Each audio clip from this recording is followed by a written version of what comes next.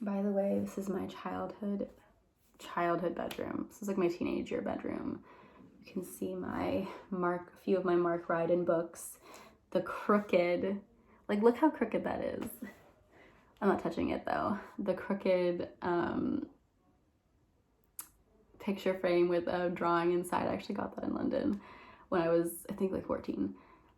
My matryoshki, like I have a collection of pine cones there that I covered in paint.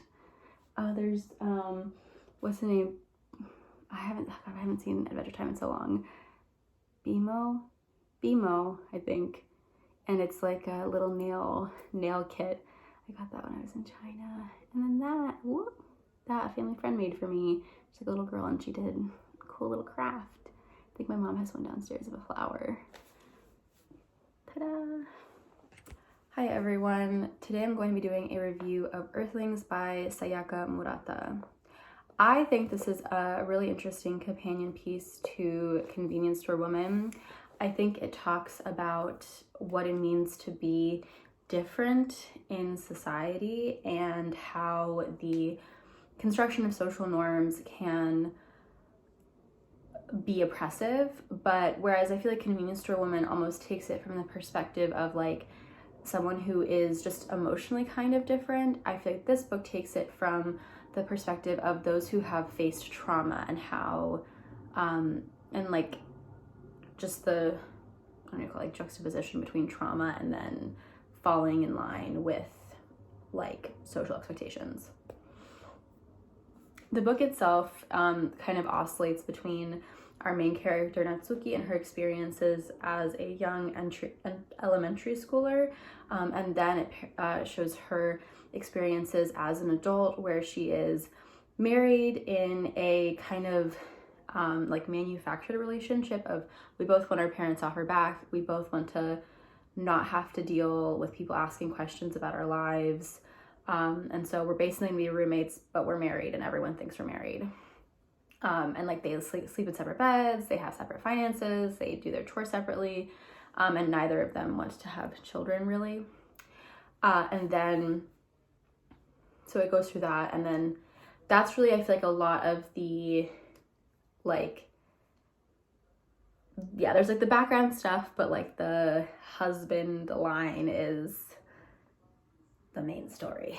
I thought this book was really dark, and if you cannot handle abuse, emotional, physical, sexual, don't read this book. It's very dark, and I was incredibly taken aback when I started seeing those things, or reading them, and it definitely, I don't know, I was like a little bit confused by the back of the book, which describes it as dreamlike and wonderful, and I think it means nightmarish. This girl, the main character, is going through hell, and we can tell that she's a very whimsical, imaginative child, but we learn quickly that that is a way for her to cope with the horrible things she's experiencing. And she's like dissociating at parts of the book. And I do think that it sort of highlights like how being normal is easier when you haven't gone through something, but when the world, the society that you're supposed to trust has failed you, then to become a functioning member of it is harder, and in some cases, I would argue, like, not possible. I think this book also showed how it touched a little bit on like cycles of abuse, and like a mother being treated really poorly then results in that mother treating the daughter really poorly. And we can also see how being emotionally abused, that daughter then has to face other forms of abuse further, and has to put herself down. Now, those are the like themes of the book, I feel. Coping, dealing with trauma, the societal pressures while dealing with trauma. But the rest of this book is a little bit like a Stefan sketch from SNL. Like, this book has everything. An alien toy hedgehog, magic, a nudist three-way couple foraging in the woods. Some light cannibalism. Incest. Like, it's got everything. And it's a little weird. And when I was reading it, it kind of annoyed me because I was sort of like, okay, we have these very deep, dark, heavy topics, and they're being undercut with